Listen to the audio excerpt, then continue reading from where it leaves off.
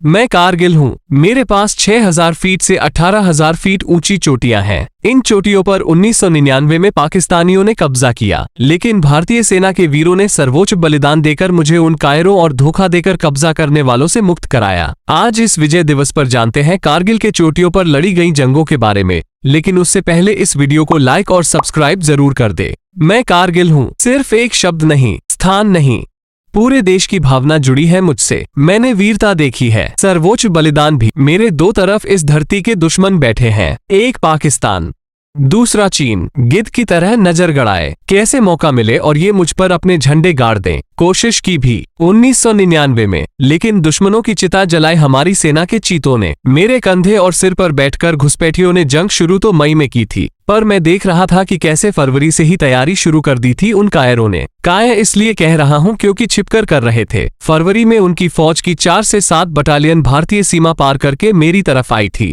इसमें Pakistani special services group, northern light infantry के लड़ाके थे। मेरी चोटियों पर करीब 132 ऊंचे पॉइंट्स पर बेस बनाया। सर्दियों में जब बर्फ जमी रहती है, इन पाकिस्तानी घुसपैठियों को कश्मीरी गुरिल्ला और अफगान के कातिलों का भी साथ मिला था, लेकिन ज्यादातर घुसपैठ अप्रैल में हुई, जब थोड़ी बर्फ पिघली। घुसपैठिए निचली मुस्को घाटी और द्रास के मारियोला रिजलाइन के दूसरी तरफ से आए, कुछ कारगिल के पास मौजूद कक्सर से आए, फिर बटालिक सेक्टर के पूर्व सिंधु नदी के दूसरी तरफ से, उत्तर की तरफ सीमा के उस पार चोरबटला सेक्टर से आए। इसके अलावा सियाचिन इलाके के दक्षिण में तुरतुक सेक्टर से आए। इन सब की आमद रफ्त मैं देख रहा था। मेरी ऊंचाई कम नहीं है, 6000 से 18,000 फीट तक है। कठिन है, जानलेवा भी। सांसें थम जाती हैं यहाँ, खून नसों में ही जम जाता है। सर्दियों में यहाँ पाकिस्तान और भारत की सेना नहीं रहती। दोनों देशों ने ये समझौता किया था, लेकिन पाकिस्तानी आए। उस समय उनकी सेना का प्रमुख जनरल परवेज मुशर्रफ था। उसी ने मेरी चोटियों पर कब्जा करने के लिए ऑपरेशन बद्र चलाया था।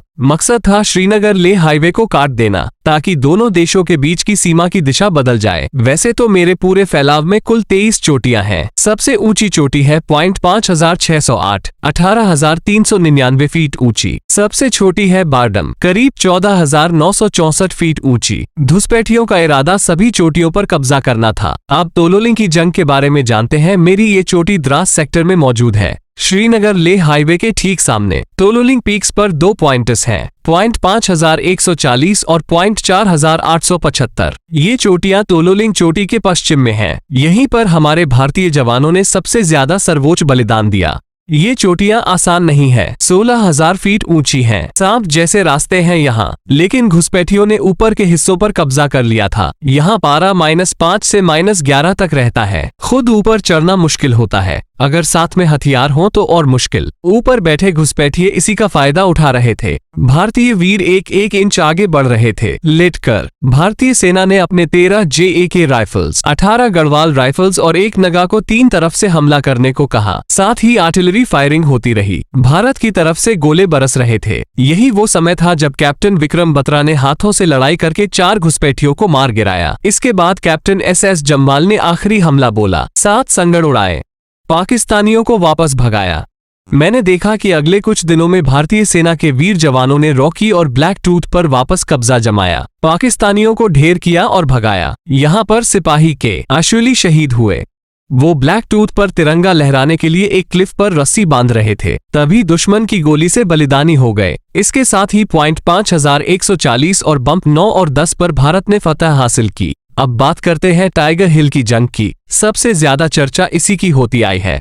टाइगर हिल श्रीनगर लेह हाईवे से मात्र 10 किलोमीटर दूर है। इस पर वापस तिरंगा फहराना बेहद जरूरी था। तब 192 माउंटेन ब्रिगेड के कमांडर ब्रिगेडियर MPS बाजवा को इस पर कब्जा करने का मिशन सौंपा गया। उन्होंने ये काम 18 ग्रेनेडियर्स और 8 सिख के जवानों को सौंपा। इनकी मदद के लिए भारतीय सेना की क्रैक टीम थी। ये team high altitude warfare school से आई थी।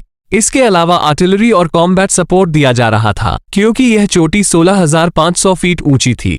टाइगर हिल पर कई दिशाओं से भारतीय सेना ने हमला बोला। साथ में बोफोर्स तोप के गोलों और मल्टी बैरल रॉकेट लॉन्चर की मदद मिल रही थी। इससे पहले भारतीय वायुसेना के फाइटर जेट्स ने टाइगर हिल पर भयानक बमबारी और मिसाइलें दागी। उस समय ये चोटी पाकिस्तान के 12 नॉर्दर्न लाइट इन्फेंट्री के कब्जे में थी। 3 जुलाई की रात 18 ग्रेनेडियर्स ने चढ़ाई शुरू की। भयानक खतरनाक मौसम था, जानलेवा चढ़ाई के साथ, लेकिन पाकिस्तानी भी कम चालाक नहीं थे। वो इस टुकड़ी पर 3 तरफ से फायरिंग कर रहे थे, वो भी ऊंचाई से।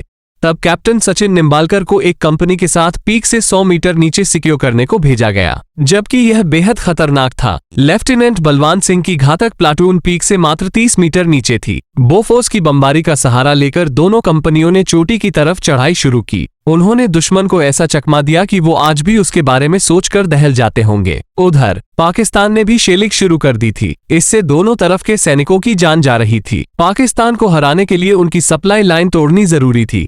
5 जुलाई को 8 सिख बटालियन ने ये काम पूरा किया। तब जाकर 18 ग्रेनेडियर्स ने टाइगर हिल की चोटी को पूरी तरह से साफ करके तिरंगा लहराया। यहीं पर परमवीर चक्र विजेता ग्रेनेडियर योगेंद्र सिंह यादव घातक प्लाटून के साथ जंग में बुरी तरह जख्मी हुए थे। घुसपैठियों के संगड़ में हथगोले फेंके, उन्हें राइफल से मार डाला। 4 घुसपैठियों को मारने के बाद ऑटोमेटिक बंदूक से दूसरा संगड़ भी खत्म कर दिया।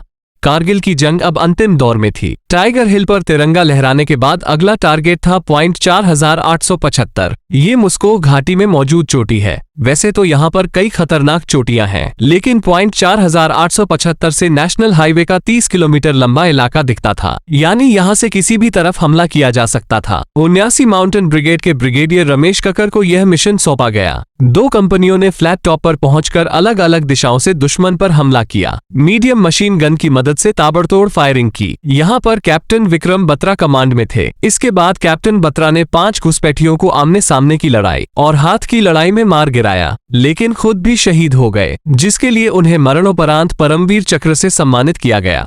इसके अलावा खालूबार, चोरबाटला, कुकरथांग, जुबार जैसे पॉइंट्स पर भी छोटी जंगें हुई। ये सभी चोटियां बटालिक सेक्टर में हैं। यहाँ पर मेजर सोनम वांगचुक, लेफ्टिनेंट मनोज कुमार पांडेय ने महत्वपूर्ण भूमिका निभाई। यहीं से मेरे ऊपर हुए कब्जे की कहानी खत्म होती है, लेकिन भारत के वीरों के खून से सनी मेरी चोटियां हमेशा इस बात गर्व करती रहेंगी कि भारतीय सेना है तो देश हिफाजत से है।